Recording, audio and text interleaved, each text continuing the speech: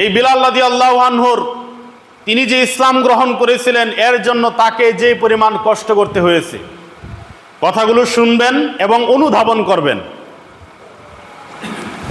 বিলাল রাদিয়াল্লাহু আনহু যখন ইসলাম কবুল করলেন, ওই সময়ে কাফেরদের একটা নিয়ম ছিল, যারা কৃতদাস, যারা গোলাম এবং যারা গরিব ইসলাম গ্রহণ যদি তারা করত, তাদেরকে কাফেররা ধরে মারধর করত।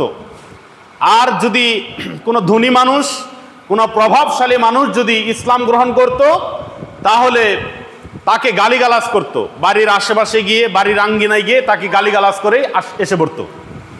তো বিলাল রাদিয়াল্লাহু আনহু তো একেবারেই দরিদ্র, একেবারেই গরিব, নিঃস্ব, অভাবী মানুষ। অন্যদিকে তিনি ছিলেন একজন গোলাম। তো বিলাল রাদিয়াল্লাহু আনহু যার গোলাম ছিলেন, সেই নরপিশাচ বিলাল রাদিয়াল্লাহু আনহুকে এই ইসলাম কবুল করার কারণে কি পরিমাণ কষ্ট দিয়েছিলেন। সিরাত ইবনে হিশামের প্রথম খণ্ডের 317 পৃষ্ঠা এবং 18 পৃষ্ঠায় ঘটনাটি রয়েছে। ইবনে হিশাম এই ঘটনাটা বর্ণনা করেন যে বিলাল রাদিয়াল্লাহু আনহু যখন ইসলাম কবুল করলেন, তার মুনিব যখন এটা শুনতে পেল, তখন বিলাল রাদিয়াল্লাহু আনহুর গলার মধ্যে রশি লাগিয়ে সেই মরুভূমির উত্তপ্ত বালির উপরে নিয়ে গিয়ে তার বুকের উপরে বিশাল বড় একটা পাথর চাপিয়ে দিয়ে সেখানে ফেলে রাখত। বিলাল রাদিয়াল্লাহু আনহু যার গোলাম ছিল, সে বলতো, লা তাযালু হাকাযা হাত্তা তামুতা আও তাকফুরা বি মুহাম্মাদিন ওয়া তা'বুদাল্লাতা ওয়াল উজ্জা। হে বিলাল, তুমি যদি ইসলাম পরিত্যাগ না করো, তুমি যদি লাত উজ্জার ইবাদত না করো, তুমি যদি মুহাম্মদের সাথে কুফরি না করো, তাহলে আমৃত্যু অর্থাৎ মৃত্যু পর্যন্ত তোমাকে এখানেই ফেলে রাখবো।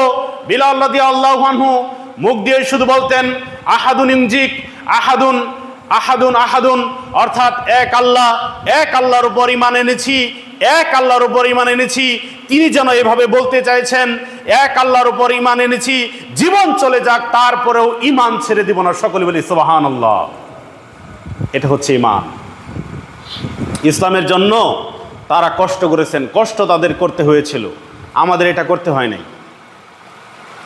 আমরা জন্মসূত্রেই মুসলিম, আমাদের এই কষ্ট করতে হয় নাই। রাসূল সাল্লাল্লাহু আলাইহি ওয়াসাল্লাম তিনি যখন বিলালের পাশ দিয়ে যেতেন মরুভূমিতে, তিনি তো তখন তেমন কিছু করতে পারতেন না, তার শক্তি সামর্থ্য ওইরকম ছিল না। কাফেরদের কাছ থেকে যে বিলালকে সারিয়ে আনবেন, এই পরিমাণ টাকা পয়সাও তার কাছে ছিল না, দিনার দিরহামও তার কাছে ছিল না। তিনি শুধু বলতেন, আহাদুন ইনজিকা, আহাদুন ইনজিকা, আল্লাহ তাআলা তোমাকে মুক্তি দিবেন, আল্লাহ তাআলা তোমাকে নাজাত দিবেন।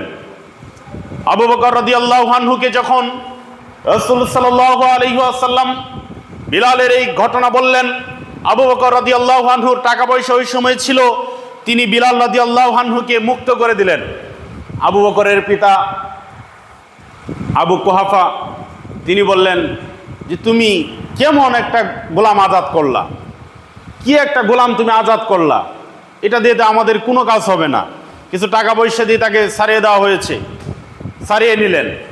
রাসূল সাল্লাল্লাহু আলাইহি ওয়াসাল্লাম তাদেরকে লক্ষ্য করে বললেন যে, আবু বকর একজন নেতা এবং সে একজন নেতাকেই উদ্ধার করেছে। অর্থাৎ বিলাল রাদিয়াল্লাহু আনহুকে সম্মান করে সাইয়্যিদুন শব্দ আল্লাহ নবী সাল্লাল্লাহু আলাইহি ওয়াসাল্লাম উল্লেখ করেছেন। সম্মানিত হাজিরিন,